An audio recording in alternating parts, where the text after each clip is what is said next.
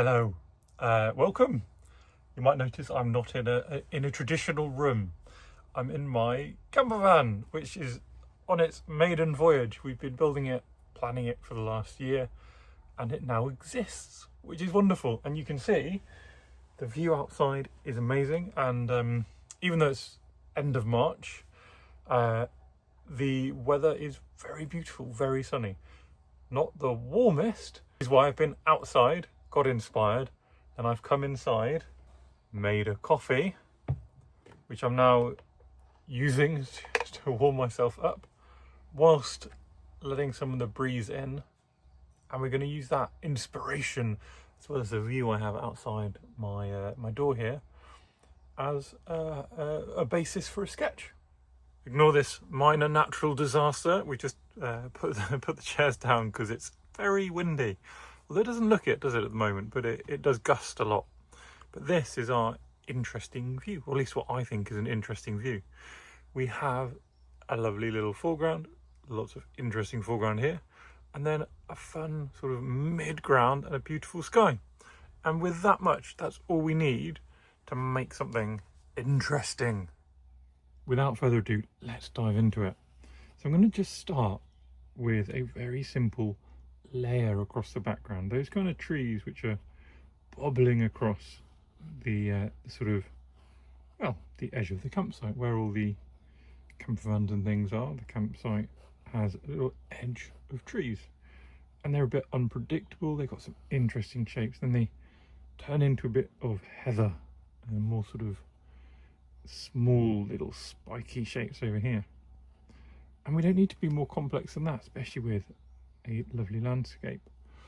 I'm not interested in including all of the camper vans, the caravans and things over there. They're not exciting to me. I'll have a little bit of this sort of human detail. Got some poles and little drinking plug here and drinking tap. But I don't need everything in the sort of scene to be in the scene. And then I'll come back to the foreground where we've got this lovely array of grass sort of coming towards us. That's where we decided we were going to park up, give Betty somewhere to sort of lounge and and basically stay out of our way for a bit, because she feels more relaxed there.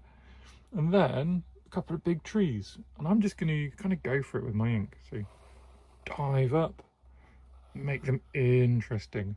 And this is where we're getting the idea of the trees, the idea, not the exactness. So what we have is this kind of waving shape. They seem to be a bit windswept. They're all kind of leaning off to one side. That might also be because we're just looking at the right hand side of a copse of trees as well.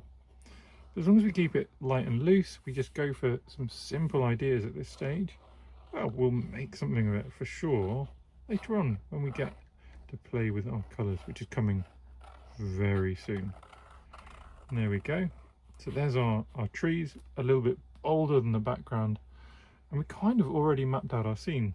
What we do have we could add in is the back, sort of very background here. Got this kind of rolling hills. What I might do is just map that in, and a simple bit of hatching is a nice way of implying distance and flattening out an area of your sketch.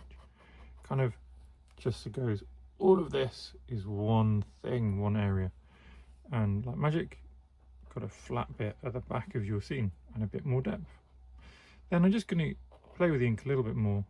These trees, I think we can bring forward. Having added that background in, we can bring these trees forward, and we can also just focus on the marks which don't overlap these other trees, the foreground trees, and add in a little bit of texture.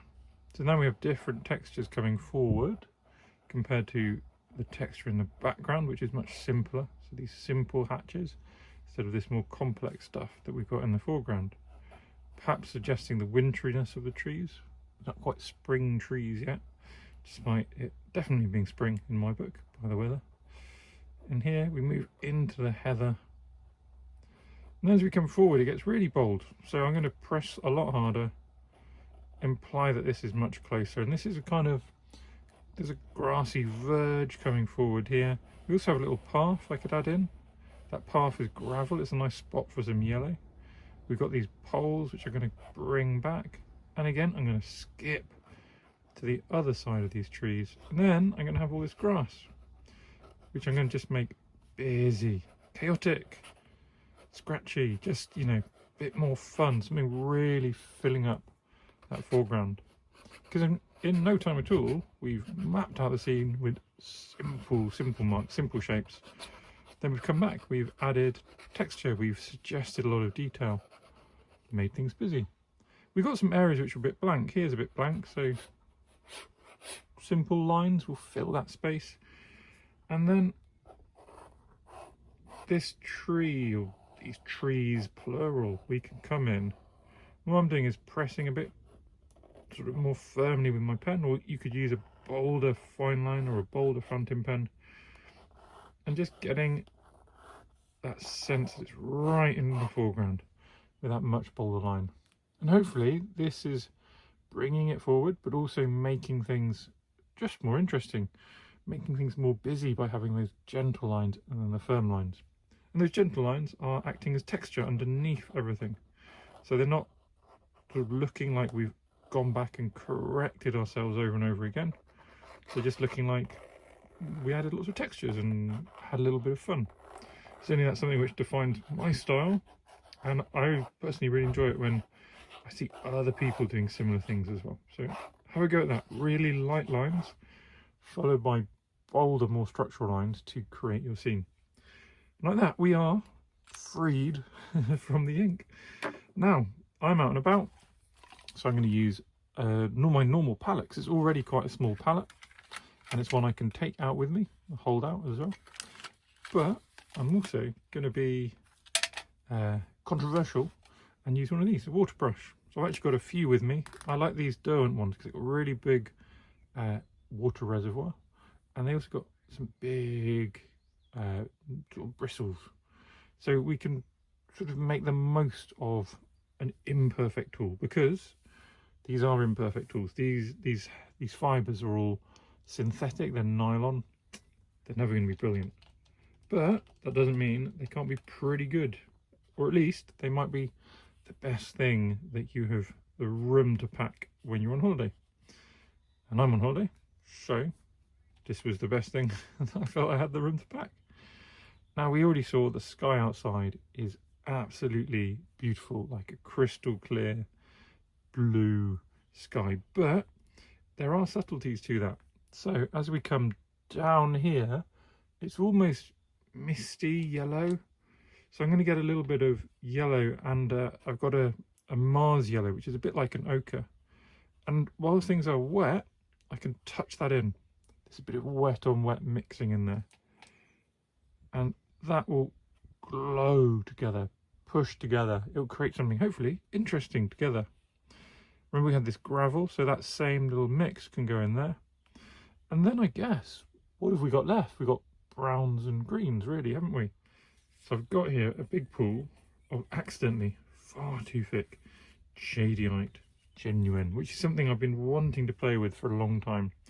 And it's quite a murky, not murky, moody green.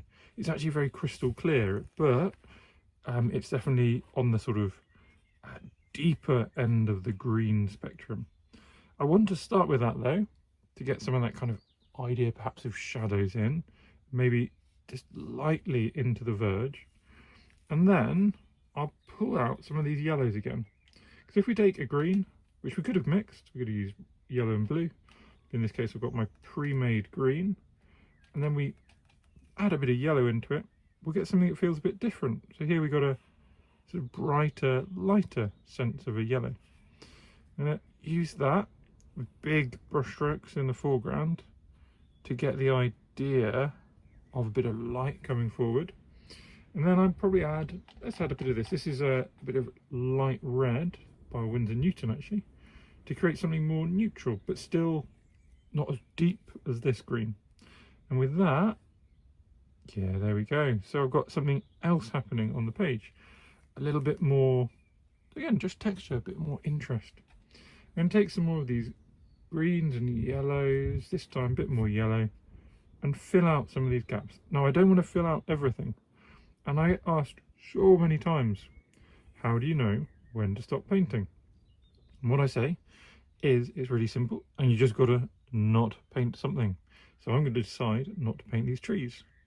In my courses, I cover this. I've got a new course coming out in, it depends when you're watching this, but in around June 2025, I've got a brand new course where, because this is such a frequent question, I spend a lot of energy trying to help people work out how they can not paint things. But long and the short of it is you just got to choose something.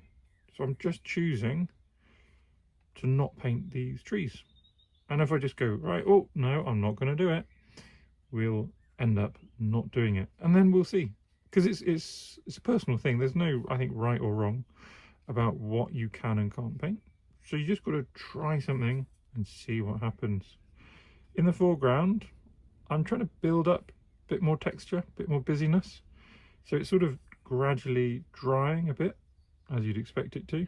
And I'm just putting on these little drier and drier marks. And that builds up the idea of more detail that we can potentially see in the foreground. Now, I'm tempted to kind of leave it there, but these trees are too, I think they're too special. These big trees, there's too much interest in them to leave them completely blank. So let's have a little play with something else we could do with them. Now, I'm going to use a little bit of a kind of murky purple as a first touch to get a bit of shadow into them. Just gently, nice and watery. Look, I love that green coming into it as well. That works for me. So when I've got that murky purple, that's some of my shadow in there. I'm going to go back to my old colours, so we're not introducing too many colours. And here is a bit of Mars yellow. There you go. Getting a bit of wet on wet, letting them kind of join up on the page. And we end up with something interesting happening. I think we could make this complex at the top just by flicking. So we just flick in there and we get something interesting, complex happening. A bit more of my murky purple feel. So I want a bit more depth in there. I'm going to keep going with this. Try and get more and more depth. There we go. It's a bit better. And I'd rather be doing this where I'm going, oh, I could have done more, then oops, I've done way too much. So I'd much rather that I'm not quite getting it rich enough the first attempt or two than accidentally applying way too much all at once. Now this same murky purple, let's bring it into the foreground, get some shadows under there. And this is where there are legitimately shadows in my view, but they'll be gone in a couple of hours, or half an hour ago there were no shadows at all because the sun was so much higher. But we're outside, we can make the scene into something of our own. It doesn't have to be a super literal rendition. Over here, a bit more yellow in my green. And just kind of finding things I feel like could have a tiny bit more colour. Here's a much deeper bit of that green. Some little flicks going up. And I reckon I'm done with my watercolours, but doesn't mean I'm done. So the next thing I'm going to add just a few touches of some opaque media, and that opaque media is these wonderful things, Caran D'aches Neocolour pastels. We've just got this big array, basic big array of different colours we can have a play with. So here's a bit of ochre. Now I'm looking at that and I'm picking it out because it looks like the same kind of tone as what's going in on these trees, and now we can mirror some of these lines. The advantage of this is it's opaque, it's going to sit in front, so it will look like the foreground, but also it's not going to run immediately, so I can put it down now even though everything's still wet.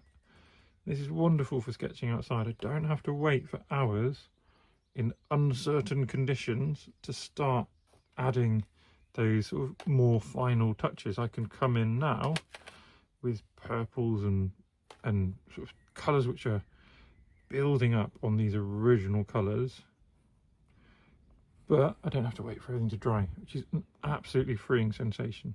So if you are looking to get started into sketching outside, I'd really encourage you to have a play with these ideas, with you know, introducing pastels or a little bit of watercolour pencil just to free up your process a little bit.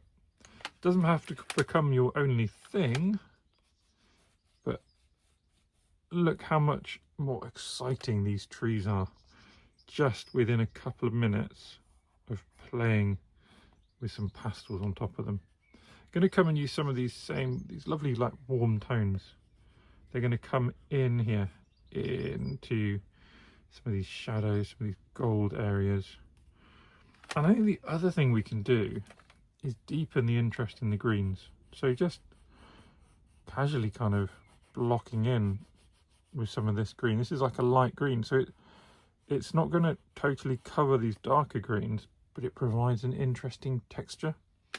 Again, all we're thinking about here, or all I'm thinking about I should say, is how can I just add a little bit more interest, something which will suggest detail. It doesn't have to be detail, but just to suggest detail, make it look like I've done some hard work when actually I'm just messing around. I'm on holiday after all. I should get to mess around, and that's what I will keep telling myself. Here we go, a few more little marks. And I think, you know, there's an easy case for doing more.